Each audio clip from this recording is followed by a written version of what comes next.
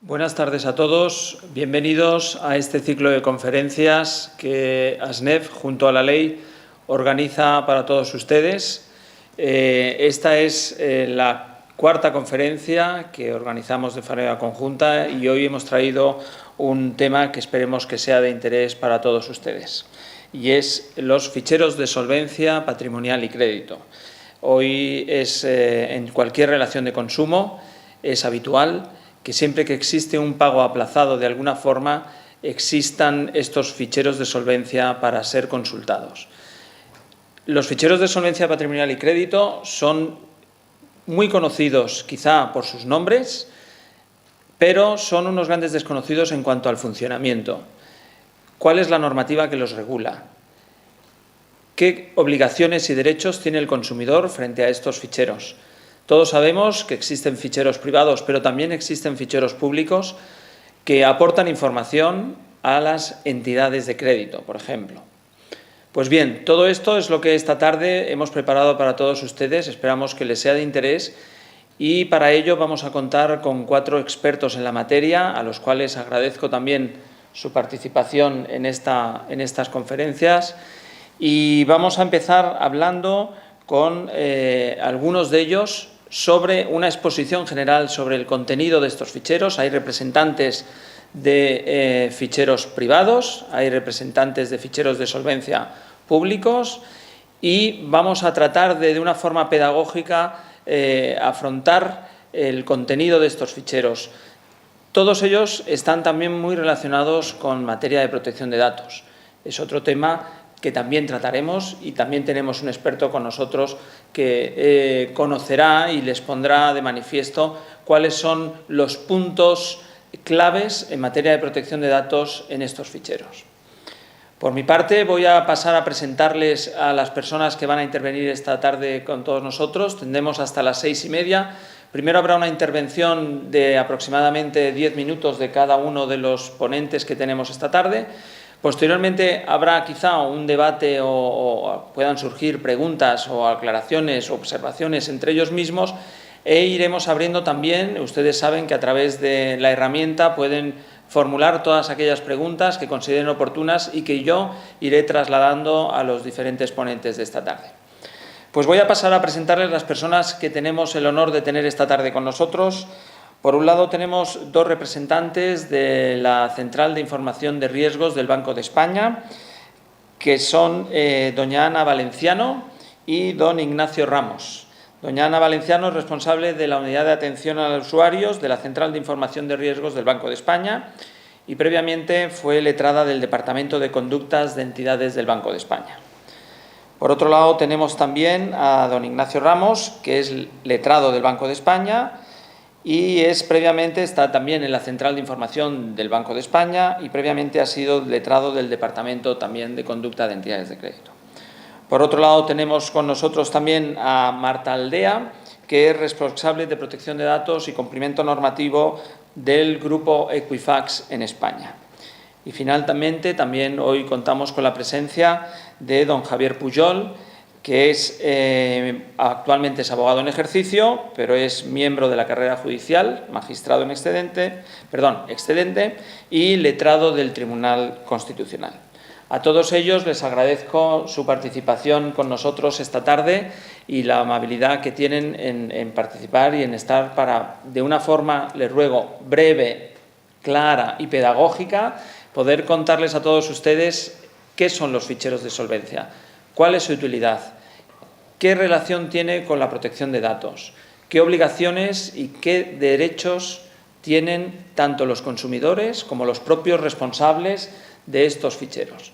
Por mi parte nada más, y voy a dar la palabra en primer lugar a doña Marta Aldea, que es, como he dicho, responsable del Departamento de Compliance y Jurídico del Grupo Equifax. Marta, muchas gracias y cuando quieras tienes la palabra. Muchas gracias, Ignacio, y muchas gracias por invitarme a la charla de hoy. Yo voy a cubrir la parte de ficheros de solvencia privados, sus finalidades, su regulación, y voy a esbozar las principales diferencias con la CIR, sin entrar mucho en detalle, puesto que los compañeros del Banco de España van a entrar también en ello. y principalmente vamos a recorrer dónde está regulado los ficheros de solvencia y sus principales características.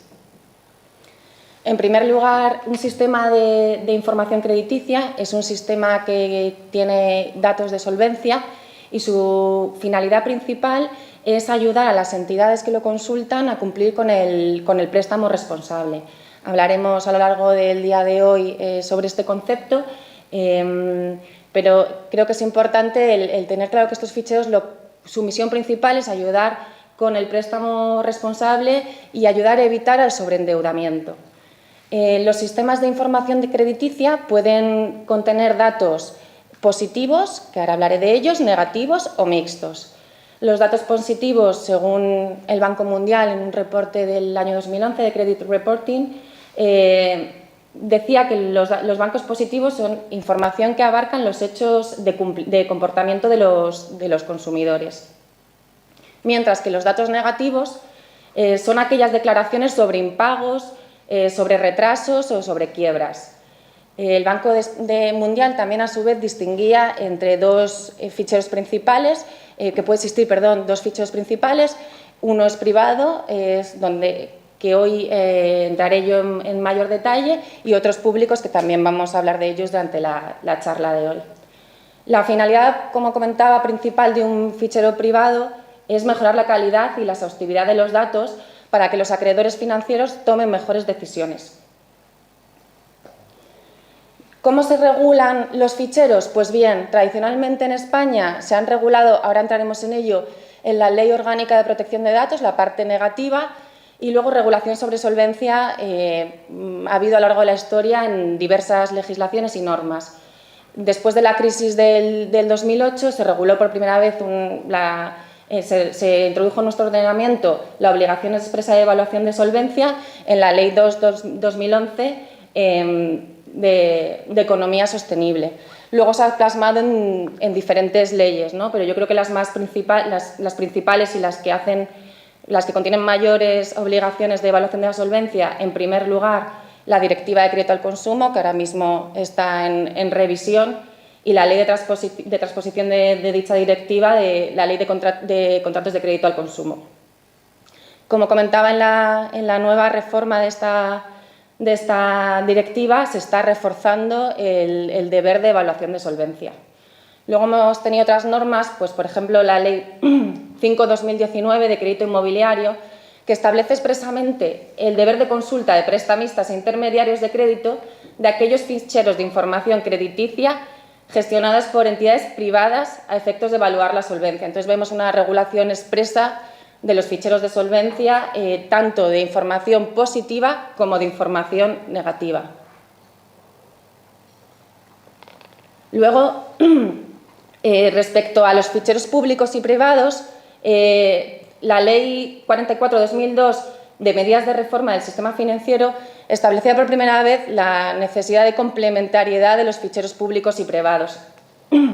Así se ha reflejado en numerosas circulares del Banco de España, como por ejemplo en la circular 1/2013, donde se establecía o se reconocía esa necesidad de complementariedad por sus diversos fines de los ficheros públicos y privados. Como comentaba, en España, su regulación mayoritariamente la encontramos en la Ley Orgánica de Protección de Datos, en el artículo 20 en concreto, donde únicamente se refiere a los ficheros de solvencia como los ficheros de solvencia negativos, es decir, los ficheros de solvencia que contienen datos de morosidad, información negativa. Ese artículo 20 de la Ley Orgánica viene a establecer una presunción iuris tantum del interés legítimo.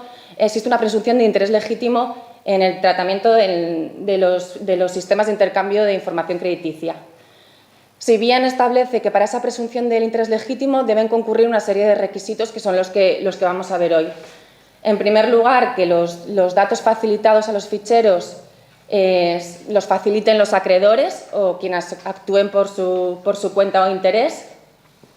Las deudas que deben figurar en los ficheros tienen que ser deudas ciertas, vencidas y exigibles, y este apartado lo añadieron en la última Ley Orgánica de Protección de Datos, estableciendo que su existencia o su cuantía pues, no tiene que haber sido objeto de una reclamación administrativa, que esto ha sido fruto de alguna que otra preocupación, o judicial. Los datos solo se pueden mantener en el sistema durante 5 años, desde la fecha de vencimiento de la obligación financiera o de crédito, y esto es muy importante, los datos solo pueden ser consultados si existe una relación contractual previa con el afectado que implique el abono de una cuantía pecuniaria a una nueva operación que se va a conceder. En cuanto a las obligaciones que tienen los acreedores y los ficheros de solvencia, pues en primer lugar, el acreedor, para haber incluido una deuda en el fichero, tiene que haber requerido el pago. ¿Dónde se puede hacer? Pues se puede hacer o bien en el contrato o bien en el propio momento de requerir el pago, enviando un requerimiento previo de pago. Los sistemas de información crediticia, una vez que la deuda es aportada al fichero, tienen la obligación de notificar la inclusión. Entonces, una vez que la deuda es aportada, se dispone de 30 días para notificar a los consumidores que esa deuda va a ser aportada en los 30 siguientes días en el fichero. Otra de las obligaciones que regula la norma es que en el caso de que un acreedor de una solicitud de celebración de un contrato se denegase por motivo o a raíz de haber consultado este fichero, se tiene que informar expresamente de esta circunstancia. Y luego, otra de las obligaciones de la normativa que incorporaron en una disposición adicional es que no se pueden incorporar deudas cuya cuantía principal sea inferior a 50 euros. Esto también es una novedad de la nueva ley orgánica. Esto es la regulación principal que establece el artículo 20 de la ley orgánica, y no existe otra normativa específica que nos regule más allá de ese artículo 20. Si pensamos, y yo creo que es el objetivo principal de esta charla, las diferencias principales, y insisto, no quiero ahondar demasiado en ello porque los compañeros del Banco de España van a entrar en mayor detalle, pero voy a esbozar las diferencias principales de un fichero público a un fichero privado. Una de las principales es quién provee los datos, ¿no? Quien provee los datos a la CIRBE son instituciones financieras reguladas, mientras que en un fichero de solvencia privado son instituciones financieras reguladas, pero también pues, otras empresas de crédito o de telecomunicaciones.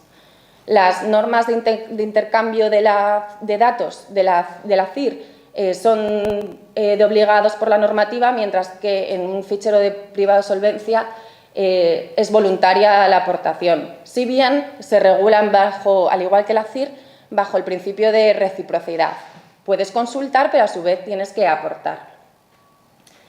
También hay una diferencia principal respecto a la información que contiene tanto el fichero de solvencia privado como de la CIR. Principalmente la CIR contiene información positiva y negativa, y ahora entraré en mayor detalle de la información propiamente, y en el caso de los ficheros privados, información negativa y a partir de los 50 euros de cuantía.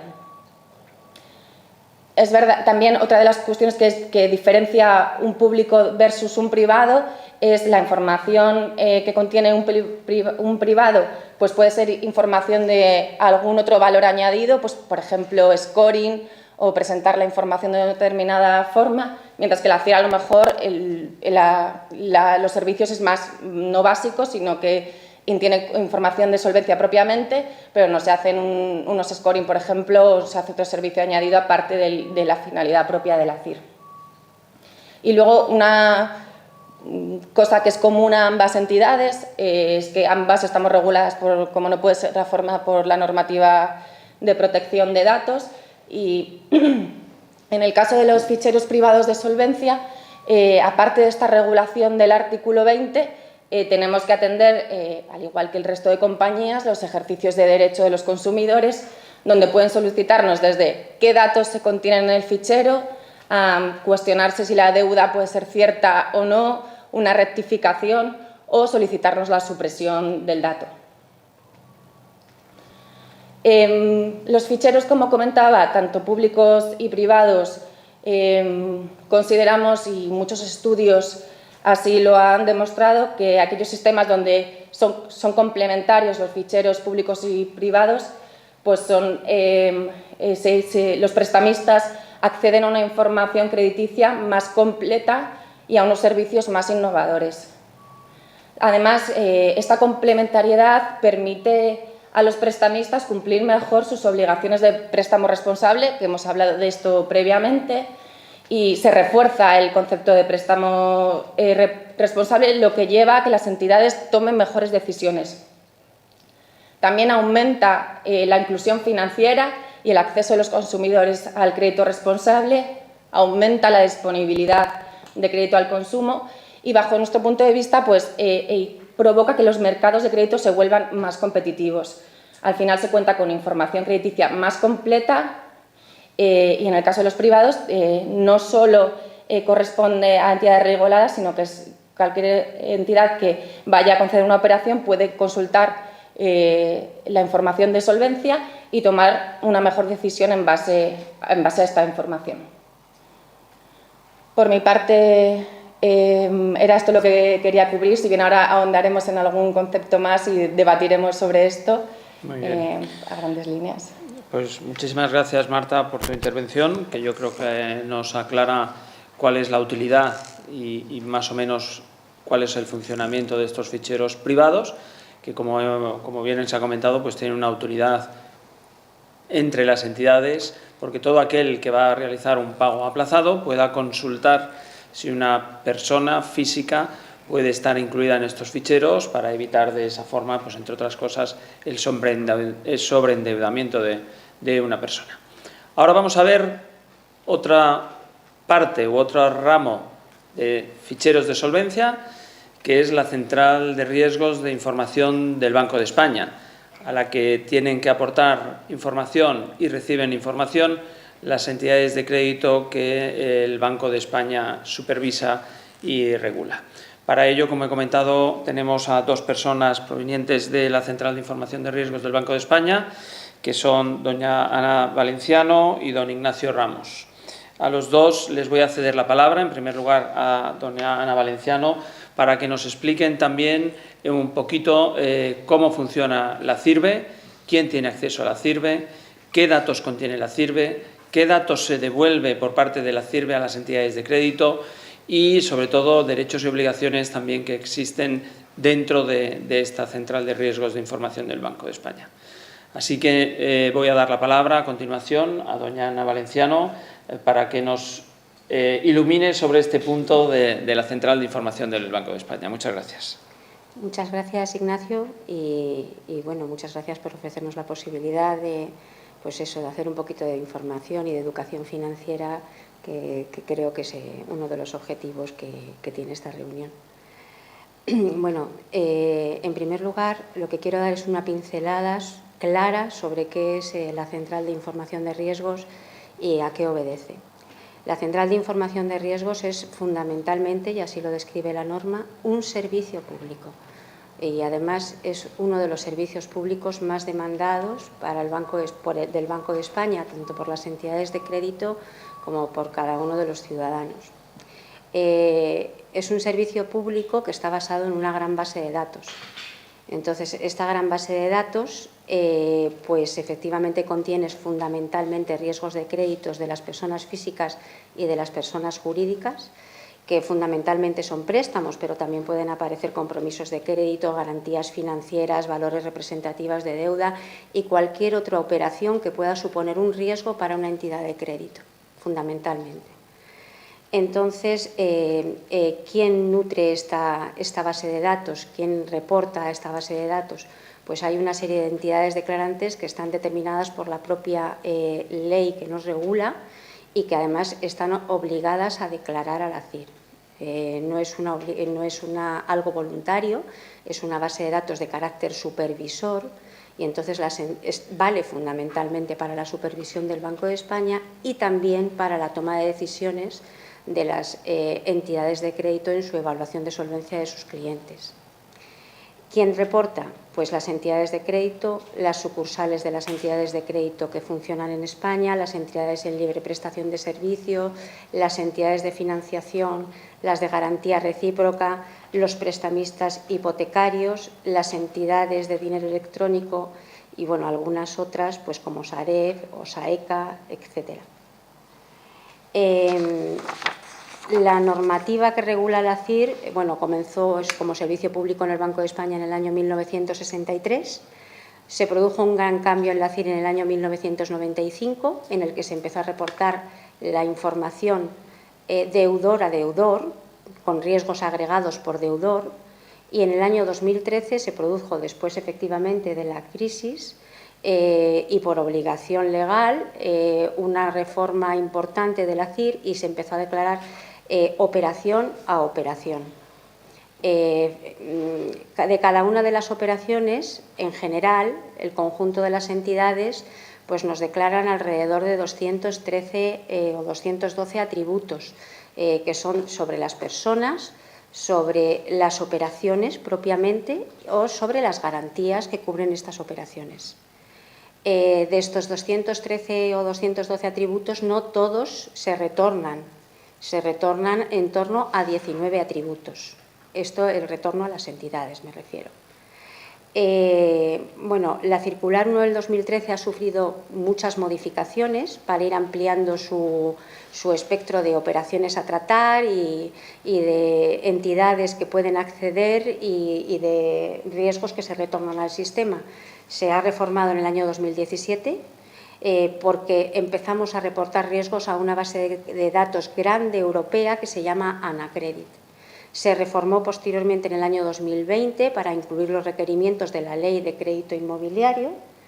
Posteriormente se ha vuelto otra vez a reformar para incluir las necesidades que nos ha impuesto el Ministerio de la Orden de Crédito Revolvente y ahora estamos otra vez en volver a rectificar porque hay que modificar los umbrales. El marco normativo, pues nosotros efectivamente nuestra regulación es una regulación diferente a la que estaba explicando Marta de los buros privados, porque nosotros en realidad no estamos amparados completamente por el artículo 20 de la Ley del 2018 de protección de datos, sino que somos una excepción en cierta medida a los derechos y obligaciones que establece el Reglamento General de Protección de Datos, y lo hacemos porque es una base de datos de carácter supervisorio y lo tenemos que hacer por obligación legal, ¿vale? Esa es nuestra razón de ser. Entonces, ¿cómo está establecido nuestro régimen? Pues en una ley especial, que es la Ley 44 del 2002, de medidas de reforma del sistema financiero, que define a la CIR como un servicio público que está gestionado por el Banco de España, que permite al Banco de España supervisar a las entidades de crédito y elaborar el resto de sus funciones, y que al mismo tiempo otra de sus funciones es proporcionar a las entidades que declaran los datos necesarios pues, para el ejercicio de su actividad. Entonces, el Banco de España organiza más o menos el funcionamiento de la CIR, ajustándose a los requerimientos que hace el Ministerio de Economía y Transformación Digital y ajustándonos a los requerimientos que la ley nos impone. Hay otra norma que también regula el funcionamiento de la CIR, que es la Ley 10 del 2014, que es la Ley de Ordenación, Supervisión y Solvencia de las Entidades de Crédito, porque efectivamente los datos que están en la CIR son datos que están protegidos por el secreto bancario y solamente pueden acceder a ellos pues, las entidades de crédito que están reguladas por la ley, bien sean las entidades o, si no son entidades de crédito, pues los que permitan que no estén sujetos al deber de secreto, pues los tribunales de justicia, blanqueo de capitales, el Tribunal de Cuentas y otros organismos que efectivamente pueden acceder. ¿Cómo se retorna o cuál es el uso que hacen de la Central de Información de Riesgos las entidades? Bueno, pues somos una base de datos positiva y damos dos tipos de información de retorno. Le damos a las entidades que tienen un determinado cliente que nos declaran mensualmente les damos la información de la posición de su cliente para que puedan comprobar cómo es la evolución de la solvencia y del endeudamiento de ese cliente. Y además, cuando se trate de entidades que van a conceder una operación nueva y por requerimiento de estas entidades, les damos la información de ese mes y un pequeño historial crediticio que se compone de la información de ese mes y de la información de 6 meses antes. No se retorna todo, se retorna únicamente las operaciones que están por encima de 1.000 euros y el retorno a las entidades se hace con un retorno de carácter agregado, es decir, a las entidades no les damos los datos de las otras entidades con las que está trabajando el cliente. ¿Vale? Otros usos que se hacen de la base de datos, pues supervisión de solvencia del Banco de España, supervisión de conducta del Banco de España, estabilidad financiera, estadística, operaciones, investigación. Bueno, ¿quién hay en la base de datos? Pues en la base de datos tenemos 2 tipos de declaraciones.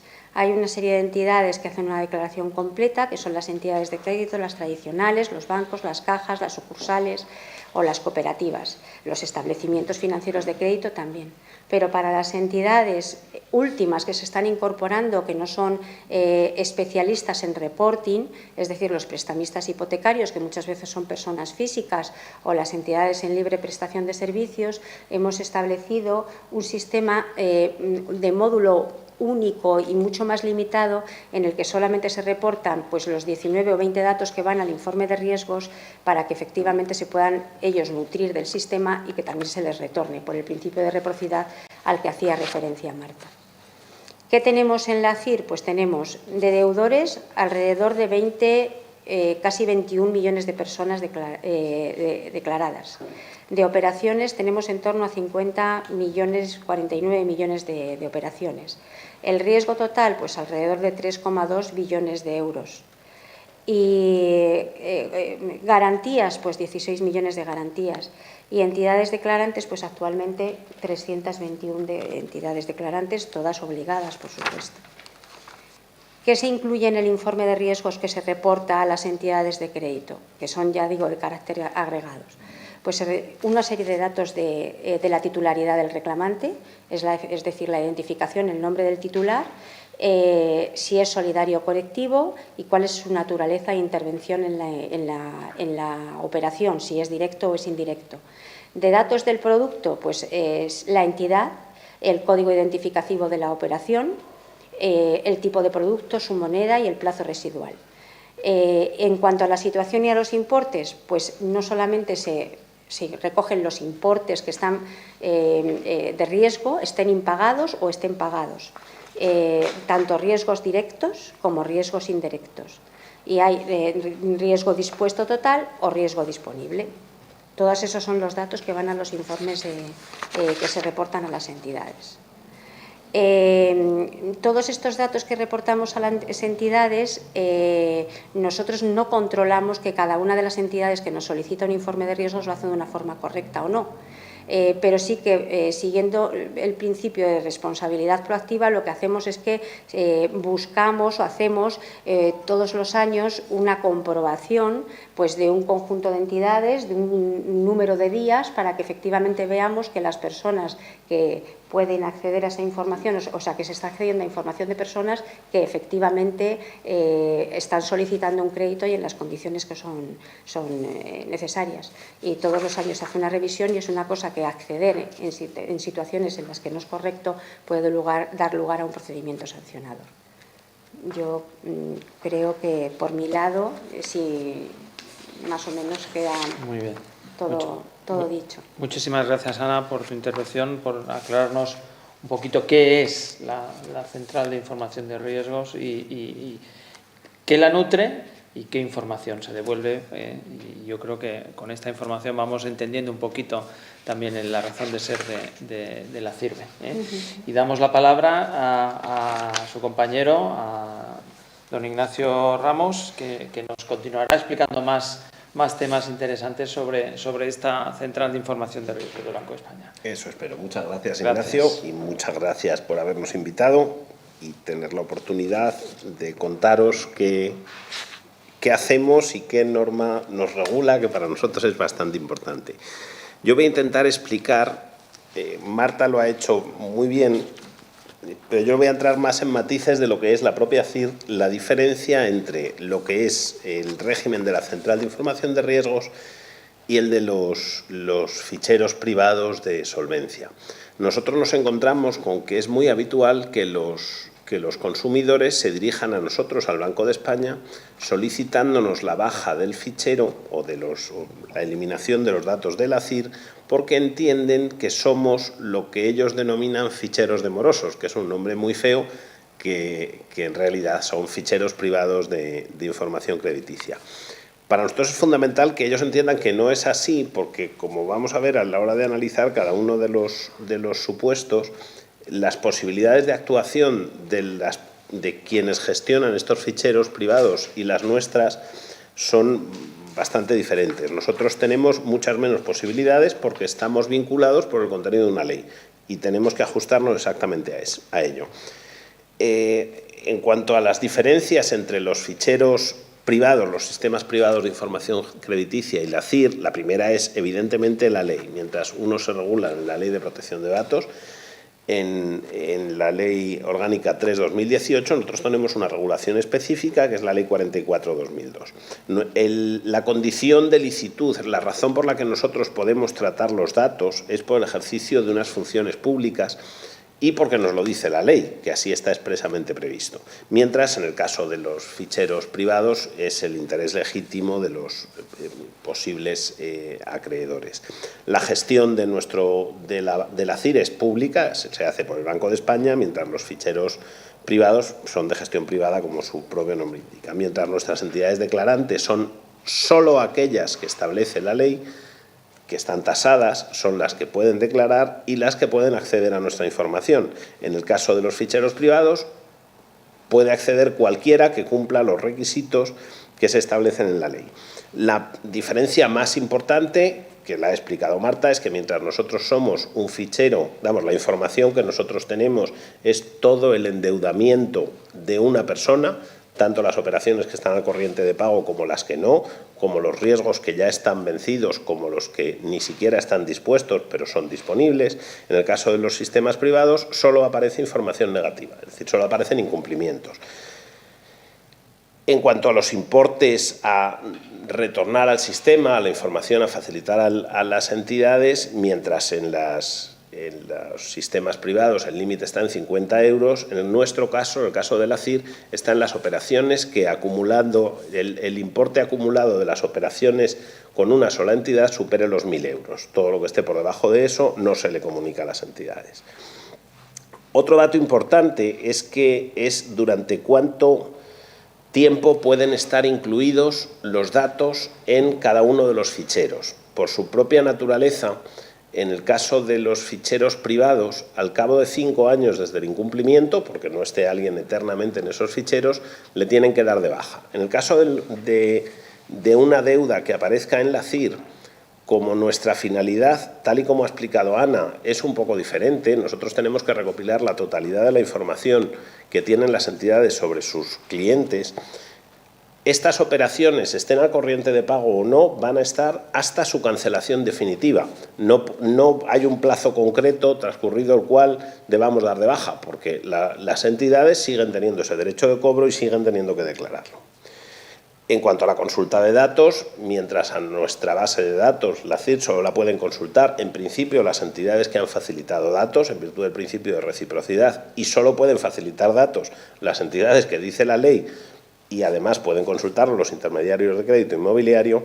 En el caso de los ficheros privados, bueno, pues depende si mantienen una operativa de una concesión de financiación o unos pagos periódicos. Importante, el coste de la consulta a nuestros datos es gratuito y el de los ficheros privados no. Evidentemente tiene sentido que sea gratuito porque nosotros también pedimos, la ley también pide que aporten una serie de información a la CIR. El ejercicio de derechos, que es lo que vamos a ver a continuación, también es diferente. Nosotros tenemos los derechos tienen que ejercitarse de una determinada forma, tal y como se establece en la Ley 44/2002. Quiero detenerme un minuto en la posibilidad de incluir en los distintos ficheros, bien en la CIR o bien en los ficheros privados, operaciones que estén sometidas a litigio en un tribunal de justicia. En nuestro caso, decía Marta que también cuando exista una reclamación administrativa, en nuestro caso no se plantea que cuando exista una reclamación administrativa, salvo que sea ante la Agencia de Protección de Datos, se pueda hacer algo con esa operación, pero lo que es fundamental es que mientras en el caso de los ficheros privados esas operaciones que están sometidas a litigio no se pueden declarar o deben darse de baja, en nuestro caso, en el caso de la CIR, la operación se tiene que declarar siempre, porque las entidades están obligadas a hacer esa declaración, porque la base de datos de la CIR tiene muchas más finalidades, no es simplemente un fichero de solvencia. Con lo cual, las entidades están obligadas a facilitar esa información. Y nosotros, como Banco de España, cuando tenemos conocimiento de que existe un procedimiento judicial, lo que hacemos es que bloqueamos ese dato y suspendemos la cesión a terceros, con lo cual el régimen es bastante distinto y es muy importante. Como consecuencia de eso, está la posibilidad que los que gestionan estos ficheros, es decir, el Banco de España o las empresas privadas que gestionan los ficheros privados, pueden hacer la posibilidad que tienen de eliminar o no datos. Nosotros, como Banco de España, como gestores de la CIR, no podemos eliminar ningún dato que nos haya facilitado una entidad. Las entidades deciden que nos facilitan la información que tienen, están obligadas por ley y nosotros tenemos que conservar esa información. Lo más que podemos hacer es suspenderla, pero nunca podemos dar de baja una operación. Sin embargo, el gestor de un fichero de información privada, si ve que no se han cumplido los requisitos de inclusión, puede dar de baja la operación directamente y esa operación no sale al sistema. Esta diferencia entre lo que es un fichero privado y un fichero de carácter público, como es el de la CIR, que se ha discutido bastante y hemos encontrado a veces resoluciones judiciales peculiares que parecen entender que nosotros, como Central de Información de Riesgos, somos un fichero de información de solvencia más, está confirmado por la Agencia de Protección de Datos y por el Tribunal Supremo, que se han ocupado de decir claramente que es que la Central de Información de Riesgos no es un fichero de solvencia como los ficheros privados. Somos otra cosa y por eso tenemos un régimen diferente. Entonces, es fundamental que entendamos que, aunque parezca que cumplimos la misma función, en realidad somos un poquito diferentes y bueno, pues esa diferencia hay que ponerla de manifiesto y hay que trasladarla al sistema para que todo el mundo lo entienda. En relación con esto podemos ver mínimamente la posibilidad de ejercicio de los derechos que tienen los titulares en el caso de que, bueno, pues los derechos recogidos en la legislación de protección de datos, que están recogidos también en nuestra legislación especial, que es la Ley 44/2002. Los titulares tienen un primer derecho, que es un derecho de acceso. Su derecho de acceso se ejercita ante la CIR, directamente ante nosotros, y nosotros le facilitamos toda la información que todas las entidades nos han facilitado sobre ese titular.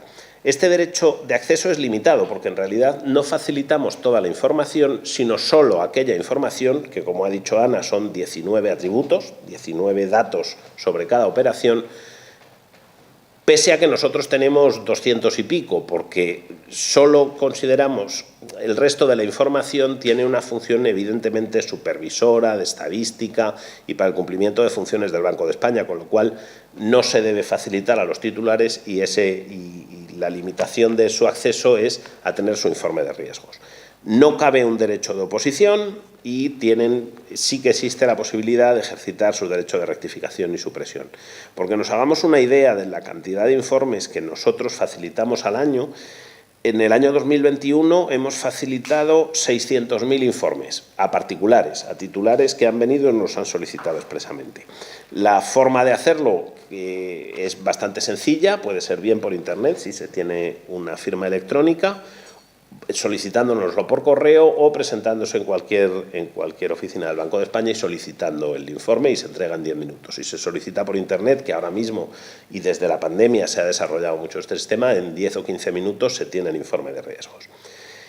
En cuanto al ejercicio de los derechos de rectificación y cancelación, se tramita también ante la CIR para que la CIR traslade esa solicitud a la responsable del dato. La responsable del dato es la entidad que nos ha mandado esa declaración.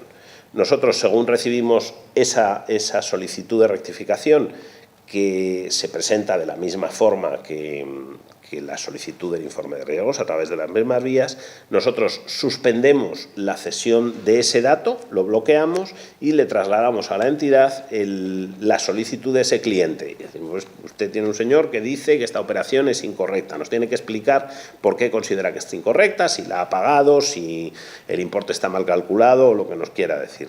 Y a partir de ahí nosotros esperamos a que la entidad nos responda y con la respuesta de la entidad se la trasladamos al titular.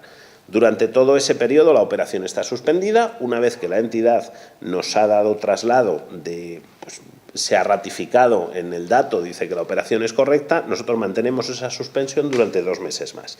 Y a partir de ahí se levanta la suspensión y podemos volver a ceder al sistema la totalidad de los datos. Nosotros tenemos 3 posibilidades de suspensión, que son porque exista una solicitud de rectificación, porque exista un procedimiento judicial en curso y alguien nos indique que existe ese procedimiento judicial, y entonces nosotros suspenderíamos la cesión del dato mientras el procedimiento dure, o porque recibamos una comunicación en este sentido de la Agencia de Protección de Datos. Cualquier titular puede acudir a la Agencia de Protección de Datos a hacer valer sus derechos y tramitar su reclamación contra la entidad, contra quien le parezca, ante la agencia. En el momento en que la Agencia de Protección de Datos recibe esa solicitud, nos da traslado de ella y nosotros suspendemos esa información porque en ese momento está sujeta a pendencia. Como creo que vamos a continuar ahora, cuando tengamos un rato de debate, tratando más temas, yo creo que lo dejo aquí y voy a dejar que Javier nos continúe contando alguna cosa más. Muchísimas gracias. Muy bien, Ignacio. Muchísimas gracias también por la información que nos has aportado y por clarificar las diferencias más importantes que hay entre un tipo de fichero y otro, quién puede acceder, quién no, en fin. Luego iremos viendo porque hay preguntas al respecto, ¿vale?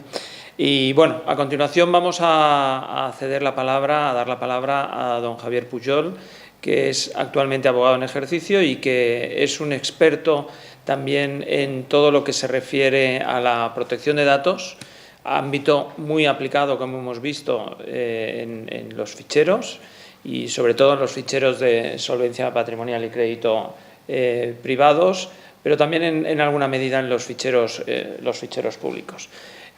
También como magistrado excedente pues tiene una gran experiencia en la materia y le voy a dar la palabra para que nos aclare pues esos puntos de vista de cómo la protección de datos influye también en estos ficheros, qué vigilancia especial hay que tener, qué derechos tienen los consumidores, también en relación con el crédito responsable, porque estos ficheros tienen también una parte importante en su obligación de consulta ante la concesión o solicitud de un crédito.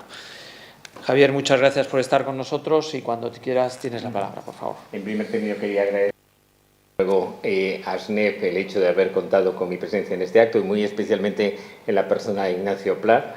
Quería también agradecer a la ley el hecho exactamente igual y yo quería plantear algunas cuestiones terminando en el ámbito de la protección de datos de carácter personal, teniendo en cuenta que Marta Aldea e Ignacio Ramos se han expuesto con bastante los elementos pormenores del artículo 20 de la Ley Orgánica 3/2018 de protección de datos personales y garantía de los derechos digitales. Cuando hablamos de los ficheros de solvencia patrimonial y crédito, lo primero que tenemos que hablar es del crédito responsable y definirlo, el crédito o un préstamo responsable, que es un crédito o préstamo bancario en el cual una entidad financiera tiene la obligación de analizar la capacidad de pago del solicitante, sobre todo tiene la obligación de evaluar de forma ética e imparcial su actitud a la hora de asumir efectivamente sus obligaciones de pago. Y evitar sobre todo algo que está en el fondo de los ficheros de solvencia patrimonial y crédito, que es evitar fundamentalmente el sobreendeudamiento del consumidor, protegerle en alguna manera. Yo creo que tenemos que tener en cuenta que en este préstamo o crédito responsable, en este concepto de sobreendeudamiento, desde luego juegan un papel capital los ficheros de solvencia patrimonial y crédito, que constituyen una herramienta absolutamente valiosa, absolutamente imprescindible, precisamente para proteger efectivamente al consumidor como consecuencia de las operaciones financieras que lleve a cabo con cualquier entidad bancaria, con cualquier entidad de crédito. Es muy importante evitar el sobreendeudamiento de los consumidores, de modo que estos evidentemente no asuman de manera efectiva más obligaciones financieras que aquellas sobre las cuales de manera efectiva pueden responder. Yo creo que en este tema pues, surge inmediatamente la necesidad de una adecuada información financiera de las posiciones deudoras del consumidor, que representa, desde luego, un elemento básico que va a ser determinante con relación al funcionamiento de los operadores financieros, precisamente en aras de conocer la auténtica situación económica del consumidor y protegerle, como decía antes, de un endeudamiento excesivo, de un endeudamiento que en alguna manera sea inabarcable por parte del mismo. Cuando hablamos de ficheros de solvencia patrimonial y crédito, lo que tenemos que tener en cuenta es que es una figura que está hondamente arraigada ya en la historia jurídica financiera de este país. Fundamentalmente, los ficheros de solvencia patrimonial y crédito hoy en día se encuentran consolidados, y no se encuentran solamente consolidados de cara a la legislación, sino también es importante tener en cuenta que tienen una profunda perspectiva social y también de carácter económico. Definamos lo que es un fichero de solvencia patrimonial y crédito, y por tal se entiende aquel fichero que, gestionado por una empresa de prestación de servicios patrimoniales, sirve para prestar información a terceros sobre el incumplimiento de las obligaciones dinerarias según los datos personales y patrimoniales facilitados por el propio acreedor o quien actúe por su cuenta o interés. Como bien decía Marta Aldea en su intervención, estamos hablando básicamente de ficheros de carácter negativo.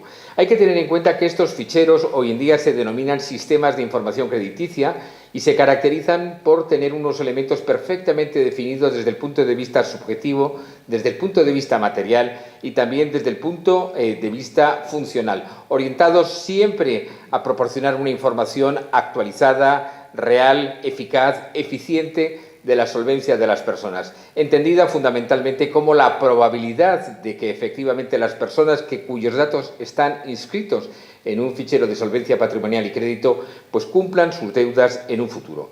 Por tanto, como he dicho antes, su finalidad principal es el intercambio de información entre los operadores del mercado de crédito, a quienes facilita la labor de evaluar de forma ágil y certera la solvencia real del cliente o simplemente su solvencia potencial y, consecuentemente con ella, adoptar la decisión de conceder o no financiación, o la relativa, por ejemplo, a las condiciones en las que dicha financiación se puede conceder.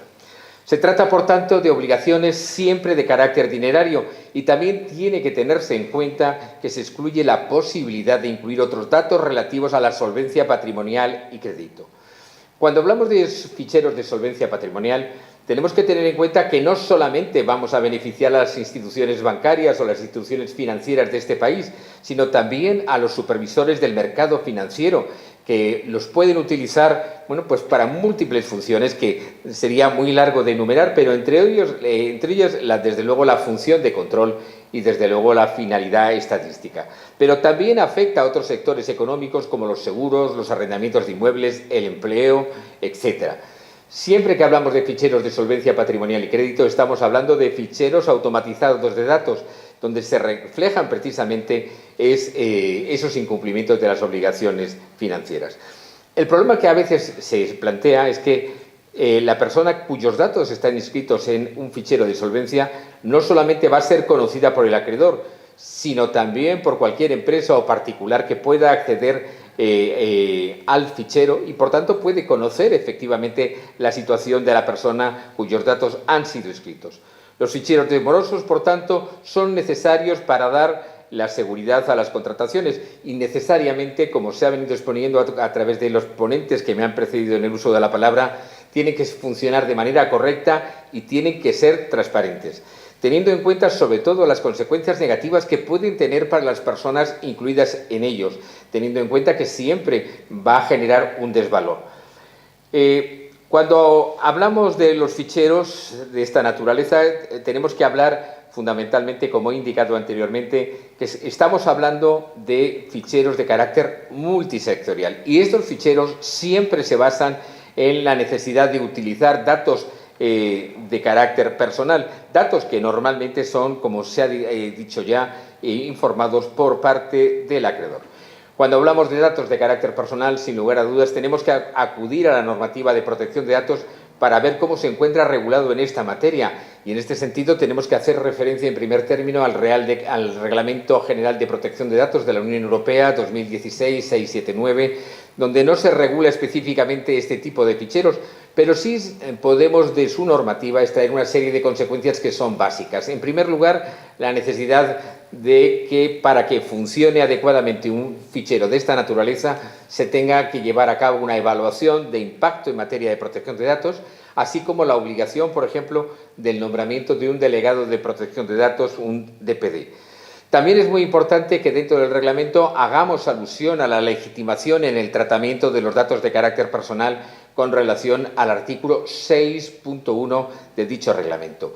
En este precepto se regulan específicamente la legitimación para el tratamiento de datos por parte de las entidades que son propietarias de estos ficheros de solvencia patrimonial y crédito, que no hay que olvidar que son responsables del tratamiento de los datos que estén incorporados a su base de datos. Bueno, pues el elemento de legitimación, la causa jurídica de legitimación del tratamiento de estos datos siempre estaría basado fundamentalmente en el interés legítimo que en este caso concreto es prevalente con relación a las entidades que gestionan estos ficheros de solvencia patrimonial y crédito frente a las personas que tienen sus datos inscritos. Complementariamente al Reglamento General 2016-679 tenemos que hacer alusión, lógicamente, a la Ley Orgánica 3/2018, que ya ha sido citada en numerosas ocasiones. Tenemos que hablar fundamentalmente del artículo 20, que es el artículo fundamental donde se regula la actividad de dichos ficheros, el tratamiento de datos que lleva a cabo estos ficheros.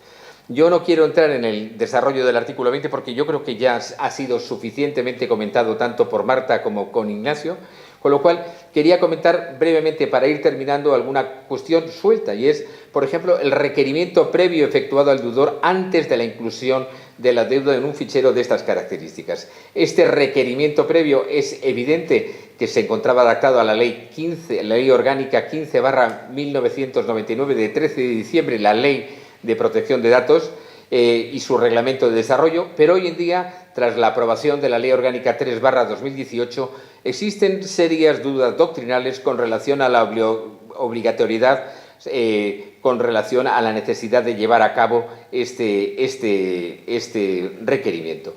No hay que olvidar que este requerimiento tenía dos características esenciales. Una es informar al deudor de la posibilidad de la inclusión de sus datos en el registro de solvencia patrimonial, y con ello se le concedía la facultad al titular del fichero de tener una referencia de los datos que efectivamente han sido incluidos. Y hay un segundo elemento, una segunda finalidad que posibilita que el propio deudor tenga a su alcance en cada momento la posibilidad de tener un pleno conocimiento de la deuda que ha originado la inclusión de sus datos personales en un fichero de esta naturaleza, lo que le otorga la capacidad de accionar contra la misma, lo que le otorga la posibilidad de cancelar esos datos e incluso proceder a su rectificación de la información si considera que efectivamente la información que ha sido escrita es errónea. Desde luego, yo creo que facilita mucho el cumplimiento de sus obligaciones por parte de los deudores. Y para terminar, muy brevemente, Ignacio, quería hablar del derecho, la protección del derecho al honor, la protección del derecho a la intimidad personal. Cuando hablamos de que si la inscripción del derecho al honor, la inscripción de los datos del deudor en un fichero de solvencia patrimonial y crédito vulnera el honor de estas personas, jurisprudencialmente ya está más que consolidado que efectivamente no lo vulnera. Yo creo que tenemos que en este tema hacer un planteamiento realista, y este planteamiento realista es que el honor de la persona se vulnera fundamentalmente por no dar cumplimiento a las obligaciones contractuales que han sido asumidas expresamente. Y también lo que tenemos que tener en cuenta, como decía antes, que los requisitos de funcionamiento de un fichero de solvencia tienen que cumplirse necesariamente. Por tanto, yo creo que es importante también valorar que, al igual que ocurre con el artículo 18.1 relativo al honor, tampoco puede existir una vulneración del derecho a la intimidad personal o familiar. Esto queda a salvo fundamentalmente del hecho de que el acreedor, cuando informa de los datos personales del deudor, evidentemente cumpla la normativa establecida para dicho fichero de manera escrupulosa. Hay que tener en cuenta que la inclusión puede tener efectos negativos, pero esos efectos negativos, en alguna manera, siempre que se cumpla la normativa interna, están plenamente ajustados a la legislación vigente. Por ello, insisto que la quiebra del derecho al honor, la quiebra del derecho a la intimidad, solamente se produce cuando se incumplen las obligaciones a las cuales está sometido el acreedor a la hora de informar y, por tanto, existe responsabilidad. Para terminar, simplemente me gustaría plantear una serie de criterios que, desde el punto de vista jurisprudencial, se han planteado con relación a cómo se debe valorar la responsabilidad del acreedor cuando se incluyen datos de manera injustificada, de manera injusta. Aprovecho también para indicar que en ningún caso la inscripción de datos de carácter personal puede conllevar una presión injusta, un efecto intimidatorio con relación al consumidor. No es la finalidad de los ficheros tratan de respetar la legalidad vigente y la respetan. Pero, ¿qué ocurre si el acreedor evidentemente no respeta esa legalidad? Bueno, pues hay una serie de criterios para valorar, para poder ponderar y cuantificar adecuadamente la responsabilidad de ese acreedor. Y, en primer término, lo que tenemos que valorar es el número de ficheros en los cuales fue incluido el afectado, fue incluido el consumidor a instancia del acreedor. También es necesario ponderar la complejidad y el número de gestiones llevadas a cabo por el afectado para restablecer sus derechos, o la duración del periodo de inclusión indebida de los datos del afectado en dichos ficheros de solvencia patrimonial y crédito. También tenemos que cuantificar los daños patrimoniales y aquellos meramente de naturaleza penal que el acreedor responsable haya ocasionado causando al afectado, como consecuencia de esta inclusión en estos ficheros. También otro criterio que habitualmente se utiliza para ponderar esta responsabilidad es el número de consultas que se hayan producido por terceros a los datos personales del afectado interesados en conocer el estado de solvencia o los incumplimientos del consumidor que hayan sido inscritos en el mismo. En definitiva, la eficacia de cualquier fichero de solvencia patrimonial y crédito radica en que todos los operadores jurídicos que están prestando sus servicios y que operan como consecuencia de este tipo de tratamiento cumplan con sus obligaciones legales, que son absolutamente exigibles y absolutamente necesaria su observancia. Con esto doy por terminado. Muy bien. Muchísimas gracias, Javier, por tu exposición, que seguro que habrá algunas preguntas que tendremos sobre la misma, tanto para ti como para el resto de los ponentes, y que ya me han estado pasando algunas preguntas que ustedes han formulado. Si te parece bien, ya que estás en el uso de la palabra, me gustaría preguntarte, uno de los temas que nos han preguntado es sobre la acreditación del requerimiento previo de pago, que es uno de los problemas más discutidos actualmente en esta materia, y la pregunta es: ¿cabe entender que un correo electrónico o un SMS enviado al teléfono del deudor sería válido para dar por cumplida ese requerimiento previo de pago, por un lado? Y por otro lado, también me indican que si la información en el contrato al deudor, en este caso al consumidor, cuando firma el contrato, del incumplimiento supondría la aportación a un fichero de estas características, si también la inclusión en ese contrato de esa información sustituiría el requerimiento previo de pago. Sí, vamos a ver. Ignacio, yo creo que aquí lo que está en juego, lo que se está ponderando es la buena fe contractual, y efectivamente los compromisos asumidos por las partes dentro del tratamiento de datos por parte de ficheros de solvencia patrimonial y crédito en el caso de que efectivamente el deudor no haya cumplido con sus obligaciones. Entonces, yo creo que es necesario que el contrato, y esto es una gran diferencia del reglamento 2016-679 frente a la Ley Orgánica 15/99 de 13 de diciembre, y es que en este momento venimos obligados a hacer contratos que tienen que ser absolutamente explícitos y claros, de tal manera que el consumidor, a la hora de suscribir un contrato de un préstamo, de un crédito, pues evidentemente tenga toda la información a su alcance.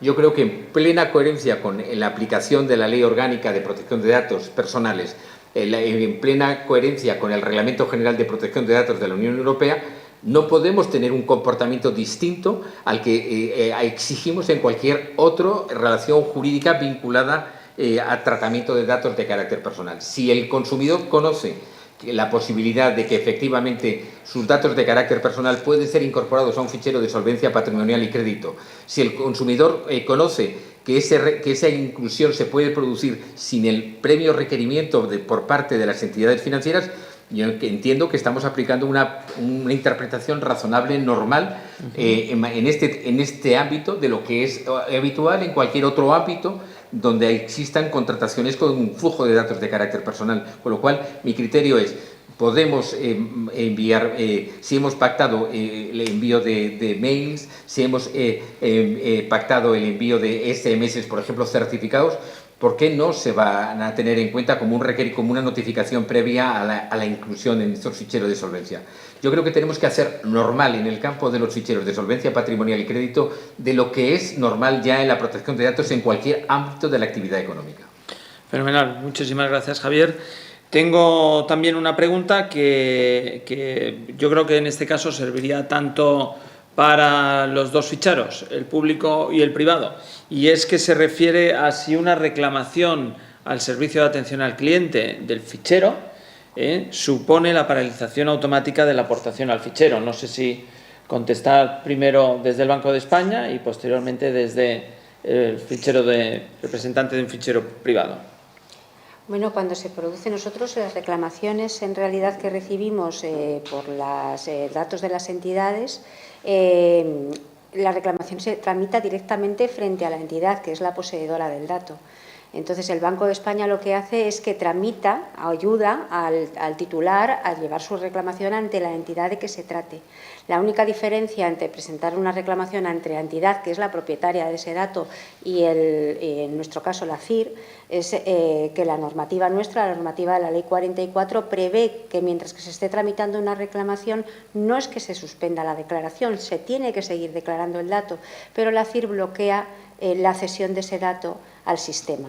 Es un dato controvertido y mientras que se está tramitando una reclamación no se cede ese dato al sistema, pero la entidad sigue obligada a declarar. Fenomenal, muchas gracias. Marta, ¿y la misma para un fichero de solvencia patrimonial privado? Sí, la respuesta es bastante similar, lo que pasa es que hay alguna diferencia. En primer lugar, como comentaba previamente, la Ley Orgánica prevé que cuando se incluyen los datos en el fichero se produce un bloqueo de 30 días para dar al consumidor la oportunidad, si esa deuda es controvertida, de dirigirse o bien al acreedor o bien a nosotros. Decía que la respuesta del Banco de España es similar a la nuestra en el sentido de que el dato es de los acreedores y si se cuestionan la cuantía de la deuda, por ejemplo, nosotros estamos obligados a transmitirlo a la entidad para que tenga oportunidad de decir si esa deuda es controvertida o no, o si la cuantía es cierta o no. Pero existen oportunidades del consumidor, tanto en ejercicio de derechos como previo a la inclusión, de argumentar si la deuda es controvertida o no, si la cuantía o no está conforme con la cuantía, por ejemplo. Muy bien, muchas gracias.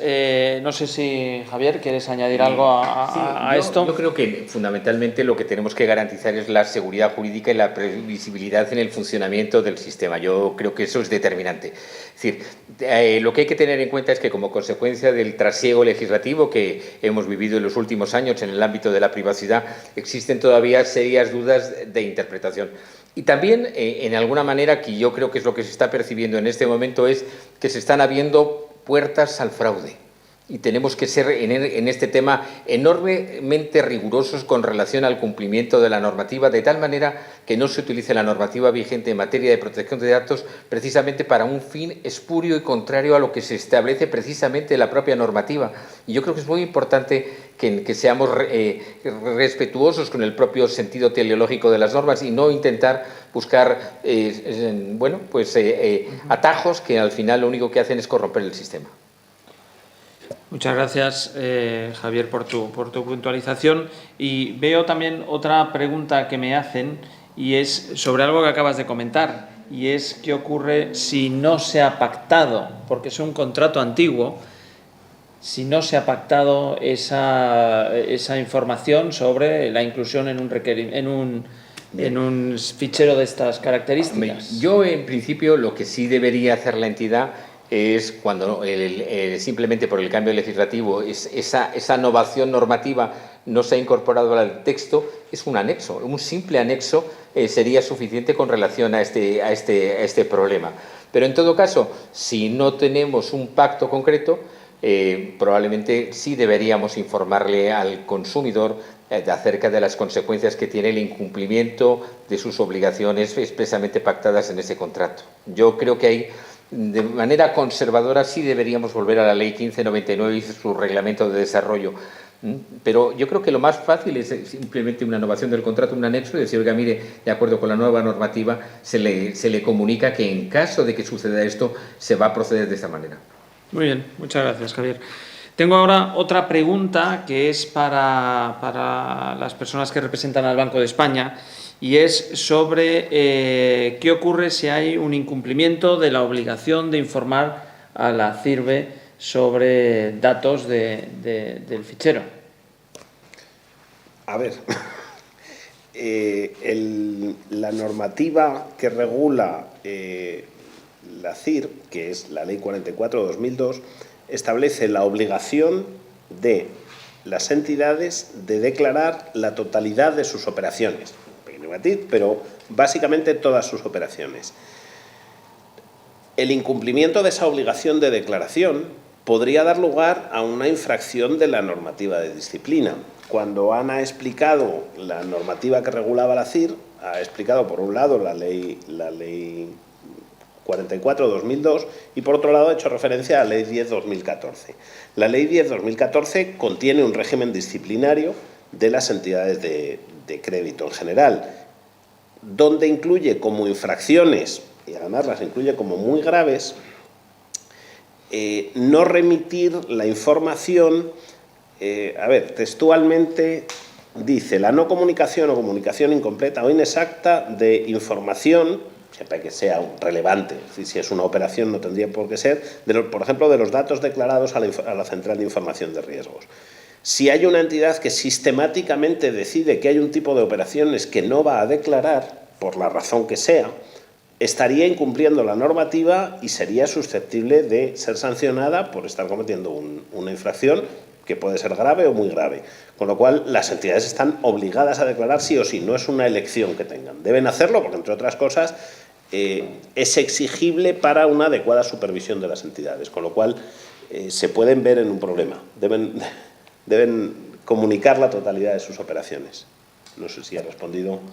Sí, yo creo que sí. Y habría la capacidad del Banco de España, entiendo, de si no cumple con esa obligación, de algún tema sancionador hacia las entidades, ¿no? Sí, el Banco de España tiene... Esto afecta no solo a las entidades de crédito normales, las habituales, sino en el caso de los prestamistas hipotecarios también hay una normativa específica que lo prevé. El Banco de España tiene la capacidad de iniciar un procedimiento sancionador, bien de oficio o bien porque exista una denuncia de un titular. Lo que sí tenemos que tener en cuenta es que una operación dentro del volumen total de operaciones que puede tener una entidad probablemente no tenga materialidad suficiente como para poder iniciar un procedimiento sancionador. Pero si se encuentra que es una actividad o una falta de comunicación de operaciones que la entidad está realizando con regularidad y por una razón concreta, sí podría dar lugar al inicio de un expediente sancionador y, pues concluir con una sanción, por supuesto. Muy bien, muchas gracias. Vamos a dar paso a más preguntas que nos llegan desde los las personas que están siguiendo en streaming esta conferencia. Y una de ellas dice: ¿puede cualquier persona física o jurídica acceder a la información de un fichero de solvencia o debe ser miembro del mismo? No sé si, bueno, en el público yo creo que está claro, ¿no? Por parte de la CIR es el ejercicio de un derecho, que es el derecho de acceso a los datos que están allí registrados. Entonces, efectivamente, cualquier persona física o jurídica puede acceder a sus propios datos, no a los datos de los demás, que son absolutamente confidenciales y protegidos por el deber de secreto, pero puede acceder a sus propios datos, los que se contienen en el informe de riesgos, porque esos son supervisores y también para la evaluación de la solvencia, y hay otros que solamente son supervisores a los que no les vamos a dar acceso con carácter general. Pues pueden ser datos a lo mejor de garantías o datos estadísticos o de tipos de interés que no tienen mayor valoración o valor nada más que para las finalidades propias del Banco de España. Muchas gracias. ¿Y respecto a un fichero privado, Marta? Sí, pues privados puedes acceder a la información a través de un ejercicio de derecho de tus propios datos, pues un ejercicio de derecho de acceso. Cualquier consumidor puede solicitarlo y tener un informe sobre su información en el fichero, y luego esta información es accedida por los miembros del fichero, que los hemos comentado previamente, ¿no? Pues entidades financieras, empresas de telecomunicaciones. Ellas pueden acceder a la información contenida en el fichero, pero no otros agentes del mercado. Ignacio, aquí me gustaría apuntar una cuestión importante, y es que se prevé expresamente en la normativa sobre el ejercicio del derecho de acceso el ejercicio abusivo de ese derecho. Cuando se ejercita, salvo que exista una causa suficientemente justificada, no se puede volver a ejercitar ese derecho en el plazo de 6 meses. E incluso puede ocurrir que, dado ese carácter abusivo, puedan establecerse un canon que coste el coste efectivo de satisfacer ese derecho por parte del responsable del tratamiento. Muchas gracias. Y esto me trae otra cuestión que plantearos, ¿no? Y todos hemos oído en prensa o en televisión incluso de anuncios publicitarios de empresas específicamente le dicen a un consumidor: acuda a nosotros que le damos de baja de estos ficheros. La pregunta ¿es cierto? ¿Una entidad física o jurídica puede solicitar en nombre de un tercero, la consulta a sus datos? Y si es así, ¿puede solicitar o puede conseguir, como publicitan estas entidades, el dar de baja a una persona en uno de estos ficheros? No sé si desde el punto de vista del Banco de España, y después acudimos al privado. Bueno, se puede acceder, o sea, un representante legítimo puede acceder a los datos siempre y cuando exista un poder suficiente y además específico para acceder a los datos de la CIR. Y ese mismo representante, que puede ser un abogado, también mediante un poder específico para la rectificación o cancelación de los datos de la CIR, pues también puede pedir la cancelación o rectificación de los datos de la CIR.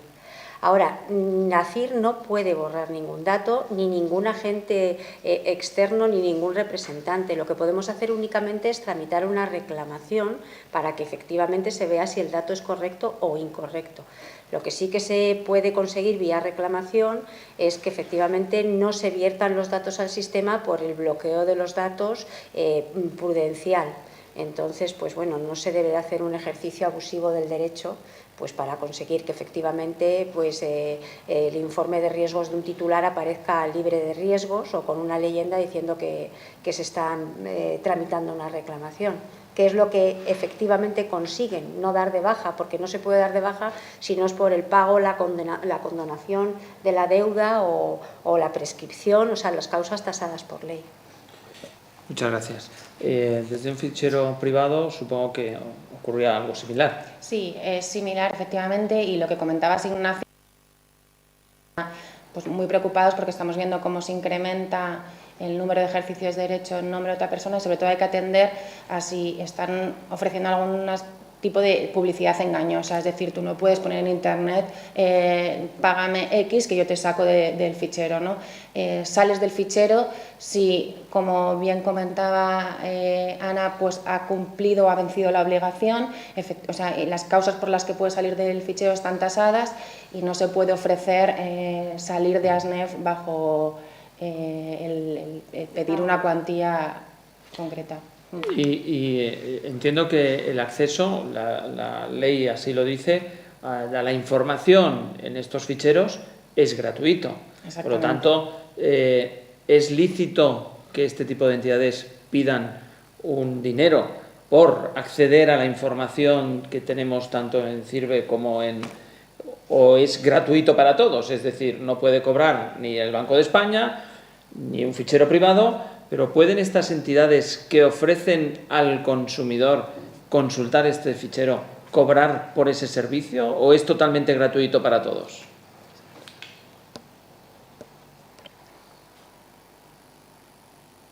Sí. Ahora, el servicio es completamente gratuito. Otra cosa es que ellos pacten con su cliente que quieren cobrar una cantidad por un servicio que se le podría prestar gratis al cliente.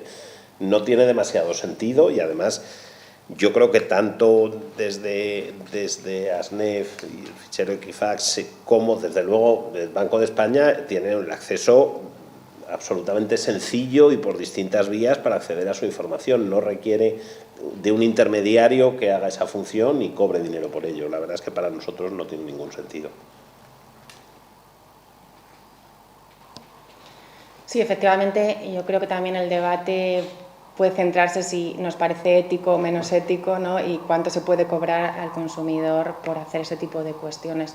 Nosotros, como comentaba, lo seguimos con bastante preocupación porque cada vez vemos que se incrementa el número de ejercicio de derechos y yo creo que es muy importante lo que comentaba Ignacio, es que cada consumidor lo puede solicitar en su propio nombre de manera sencilla y gratuita y lo obtiene en muy poco tiempo un informe por sí mismo sin necesidad de recurrir a un tercero. Muchísimas gracias. Vamos a dar paso a otra de las preguntas que dice ¿qué puede hacer un cliente al que se deniega un crédito y por estar en un fichero de solvencia e ignora el porqué de dónde procede esa deuda? ¿Qué derechos le asisten y de qué forma puede salvaguardarse para evitar perjuicios?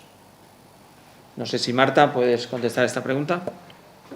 Sí, derechos todos los que reconoce la Ley Orgánica de Protección de Datos y el Reglamento General de Protección de Datos. Puedes solicitar un derecho de acceso, de rectificación, de cancelación. Si se deniega un contrato por... la primera cuestión es que no debería denegarse un contrato única y exclusivamente por la información contenida en el fichero, sino por la propia información que las entidades añadan de riesgos interna. Y luego, si se deniega por ese motivo, dice la ley que tiene que informarle que ha sido por eso, que ha sido por ese motivo, y tiene la opción ese consumidor de dirigirse directamente tanto a la entidad acreedora como a nosotros para contradecir o decirnos que no está de acuerdo o que tiene solvencia suficiente para que ese préstamo en cuestión pues, sea concedido. Entonces, derechos le asisten todos los que regula el Reglamento General de Protección de Datos. No, solamente decir que efectivamente que cuando a uno le deniegan un préstamo y la denegación del préstamo está basada en la consulta de un fichero, pues se debe de informar la entidad que te está denegando el crédito qué fichero es. Sabiendo ya cuál es el fichero es mucho más sencillo, porque nosotros, el Banco de España, la CIRBE, estamos abiertos a través de nuestra web o a través de nuestras oficinas y vosotros efectivamente tenéis vuestras direcciones igualmente disponibles y creo que damos todas las facilidades de acceso y también damos todas las facilidades de rectificación. Gracias. Javier. Yo creo que aquí además hay otro tema que tenemos que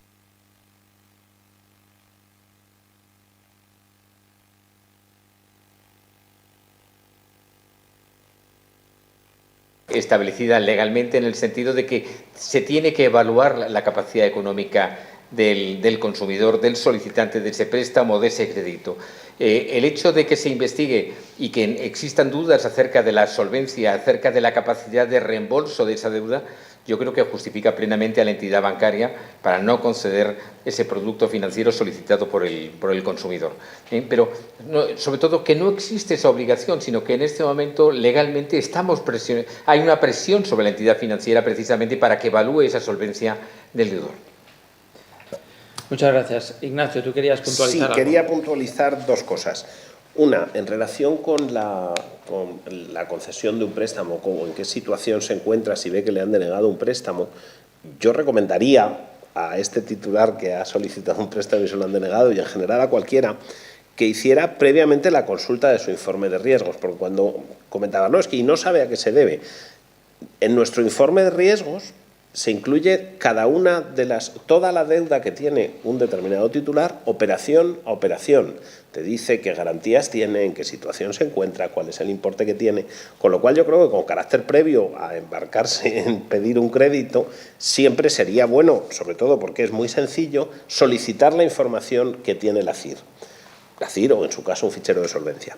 Cuando digo lo de la CIR, lo digo porque no hemos comentado que un fichero privado de solvencia funciona de la siguiente forma. Tú tienes una deuda de 500 euros que está en mora, se declara en el fichero, tú pagas y en el momento en que pagas te dan de baja del fichero, con lo cual al día siguiente tú puedes solicitar un crédito y ya no aparece tu deuda. En el caso de la CIR no. En el caso de la CIR nosotros facilitamos información mensual de la situación de un determinado titular al final de un determinado mes. De forma que, por ejemplo, hoy, que es 29 de noviembre, estamos facilitando la información que tenían los titulares, la que tenemos todos, a 31 de octubre. De modo que si tú pagas hoy una deuda, hasta que no cerremos el periodo de noviembre, una entidad va a seguir pidiendo tu informe de riesgos y va a seguir apareciendo impagada la deuda porque está la situación a octubre de 2021 o 2022. Con lo cual hay que tener en cuenta, es que muchas veces a nosotros recibimos reclamaciones que nos dicen, oiga, mire ustedes que yo pagué ayer o pagué la semana pasada y sigo apareciendo. Pues deben entender que es por nuestra propia forma de funcionamiento. Entonces creo que es importante que antes de pedir un crédito uno vea si tiene todo limpio para poderlo pedir, porque a veces se tarda. Es más, la cesión se produce del dato actual y del dato de hace 6 meses, cuando se trata de una operación nueva, de un nuevo cliente. Con lo cual, efectivamente, es posible que esa situación se vierta durante un tiempo. Muchísimas gracias. Yo creo que son datos que son concretos y que ayudan a todos a conocer cómo funcionan estos ficheros y la diferencia que hay entre un tipo de ficheros y otro, porque es importante. Como acaba de mencionar Ignacio, antes de solicitar un crédito en un fichero de solvencia patrimonial privado, el dato desaparece en el día en que es pagado, ¿no? Pero no así. Y es importante tener eso en cuenta antes de solicitar un crédito ante cualquier entidad bancaria, por ejemplo, porque siempre van a consultar la CIRBE. Por lo tanto, el dato puede no estar actualizado en ese momento. También hay otra pregunta, y ya vamos a ir terminando, porque no nos queda mucho tiempo, que dice así: la inclusión de personas físicas en ficheros de solvencia se regula en la normativa sobre protección de datos personales. Pero pregunta, ¿qué ocurre y dónde se regula el de las personas jurídicas? No sé si, Marta, puedes aportar algo de luz al respecto. Pues es muy buena pregunta.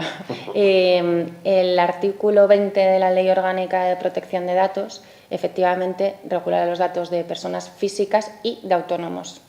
Es importante este matiz. Los datos de personas jurídicas no tienen una regulación específica, si bien está al albur y al amparo de las normas de funcionamiento de este tipo de ficheros, que respetan los mismos principios que para personas físicas. Entonces, aunque no esté regulado expresamente para personas jurídicas, sí que es cierto que se mantienen y se respetan los mismos principios que para personas físicas, al menos en lo que respecta a los ficheros privados. Muchas gracias. En nuestro caso, en el caso de la CIR, no se plantea demasiada cuestión porque la razón de nuestra existencia no es el artículo 20 de la Ley de Protección de Datos, de la Ley Orgánica de Protección de Datos, sino la Ley 44, y no existe esa diferenciación. ¿De acuerdo? O sea que únicamente en los plazos de... Sí, hay determinadas cositas, el plazo para contestar las entidades, determinada información, pero en realidad Una matización que yo creo, Ignacio, que había que hacer, y es lo siguiente. Hay una sentencia del Tribunal Constitucional, la sentencia 139/1995 de 26 de septiembre, donde se reconoce el derecho al honor de las personas jurídicas, pero no el derecho a la intimidad, que es básicamente lo que se reconoce dentro del ámbito de la protección de datos de carácter personal. Por eso las personas jurídicas expresamente están excluidos de la protección específica de la protección de datos de carácter personal. Muchas gracias. Vamos a seguir porque me están entrando bastantes preguntas ahora en los últimos minutos, ¿eh? Vamos a intentar de responderlas, por favor, breves, para intentar llegar al mayor número de ellas. Dicen, los ficheros hay que incluir la divisa de las deudas. ¿Estarían las criptomonedas incluidas en esta denominación? Las deudas en la CIR siempre se declaran en euros. No se pueden declarar en otras monedas no en criptomonedas. Muchas gracias. Otra pregunta para la CIRBE y es, ¿podría un consumidor plantear sucesivas reclamaciones para bloquear sus datos durante los plazos de 2 meses sucesivos? ¿Tiene la CIR algún mecanismo para evitarlo? Bueno, nosotros intentamos, cuando alguien presenta una reclamación o una solicitud de rectificación a la CIR, tiene que exponer los motivos por los cuales está solicitando esa rectificación y, de paso, ese bloqueo que se produce. Nosotros sí intentamos que el motivo no sea el mismo, porque entendemos que sería un ejercicio abusivo del derecho y si luego nos discute, pues ya estamos en condiciones de defendernos. Usted tiene derecho a solicitar la rectificación de datos, pero no siempre por el mismo motivo. No puede decir, y si nos dice la deuda está pagada, pues le pedimos que nos mande un justificante de pago. Y si tiene razón, la tiene. La intervención, por ejemplo, ¿no? Muchas veces te dicen, no, yo no intervino. El dato te manda el préstamo firmado con la firma que coincide con el DNI. No me diga que no intervino, si quiere dígalo en tribunales o en la Agencia de Protección de Datos, pero para mí me han mandado un contrato, parece firmado con apariencia de legalidad y por ese motivo no. Muy bien. Otra pregunta para la CIR. Ante supuestos de una presunta suplantación de identidad del cliente, ¿debe corregirse el riesgo declarado para el periodo controvertido o se mantiene hasta disponer de una resolución judicial? Es una decisión de la entidad declarante. Nosotros ahí no tenemos nada que decir. Si la entidad declarante sospecha que esa operación es incorrecta porque han suplantado la identidad del titular, pues entenderá que la debe dar de baja. Si no, a nosotros si nos la declaran no tenemos nada que decir. Podemos tramitar una solicitud de rectificación del titular, pero no tenemos datos para saberlo. Bueno, nosotros últimamente tenemos efectivamente nuestra unidad de personas se ha conectado con la red SARA para comprobar la personalidad. Y entonces efectivamente hay veces que se comprueba que por un determinado número de carnet de identidad, pues que evidentemente ha sido sustraído, hay entidades diferentes que están dando altas de datos a nombre de esa persona. Y en ese caso sí que se produce un bloqueo del dato, se le comunica a la entidad para que efectivamente lo corrija si lo considera oportuno y por no perjudicar el número del carnet de identidad aparece esa leyenda de parece que hay datos controvertidos en cuanto a la identificación del titular. Perfecto. Muchas gracias. Dice, buenas tardes. Han comentado que hay 3 causas de bloqueo en el retorno de información. Una de ellas es porque se ha iniciado un procedimiento legal. ¿Cuál es el procedimiento para informar de esta situación al Banco de España? Por parte del titular, una solicitud de rectificación o de supresión del dato a través del sistema que quiera, y nosotros el motivo que tiene que decir es que existe un procedimiento legal en curso, aportarnos la documentación y si nosotros comprobamos que efectivamente se está discutiendo la veracidad del dato que ha declarado la entidad, nosotros lo suspendemos hasta que concluya el procedimiento. Entre tanto, le vamos preguntando a la entidad y hacemos un seguimiento de cómo va ese procedimiento. Muchas gracias. Las 2 últimas. ¿Se puede salir de los ficheros aportando la resolución judicial en la que concedan la concesión del beneficio de la exoneración del pasivo insatisfecho? Desde luego de nuestro fichero, sí. Nosotros sí. Tramitamos reclamaciones de los titulares diciendo me han concedido un BEPI y esta entidad y esta me siguen declarando. Efectivamente, nosotros tramitamos la reclamación para que la entidad sea la que da de baja, que es el dato, es el de la entidad, no es el nuestro. Pero sí, nosotros tramitamos reclamaciones por este motivo. Marta. En los ficheros privados igual, es la misma justificación. Muy bien. Y la última pregunta, siento que habrá preguntas que se quedan en el tintero, pero desgraciadamente solo tenemos un minuto. Dice así: si alguien llega a un acuerdo de pagos con un banco por una deuda pendiente y dicho acuerdo es recogido en un documento, ¿permanece la situación de riesgo en la CIRBE hasta el último plazo del pago de la deuda? Habrá que ver cómo está pactado el contrato, pero en principio sí. Si tú tienes un acuerdo de pago con la entidad y que concluye en un determinado periodo, pues lo que hayas pactado se recogerá en la CIR. Hay de hecho se recoge en el informe de riesgos una clave específica, que es la clave I17, que hace referencia a acuerdos de pago que han llegado las entidades y que efectivamente se están cumpliendo. O sea, es una clave que significa que el acuerdo se está cumpliendo y que hay un acuerdo de pago, una refinanciación o una reestructuración de la deuda. Muy bien, pues por nuestra parte nada más. Hemos llegado al tiempo que teníamos previsto para la conferencia de esta tarde. Yo quisiera, ante todo, agradecer a los ponentes que han estado con nosotros, cómo han aclarado todos estos puntos relativos a los ficheros de solvencia patrimonial y crédito, tanto públicos como privados. Esperamos que les haya ayudado a todos ustedes a conocer un poquito más cómo funcionan y qué son estos ficheros, y lo que, por supuesto, después de las palabras que hoy se han oído aquí, no cabe duda de la eficiencia y de la utilidad de estos ficheros para las entidades de crédito y para todos aquellos que prestan de alguna forma un pago aplazado. Por nuestra parte, además de agradecer a los ponentes de nuevo su intervención y a todos ustedes que hayan estado y que hayan seguido esta conferencia, espero que haya sido de su interés. También quiero agradecer de nuevo a la ley la colaboración para llevar a cabo estas conferencias. Esperamos verles pronto en una nueva conferencia y por nuestra parte nada más. Muchas gracias y buenas tardes.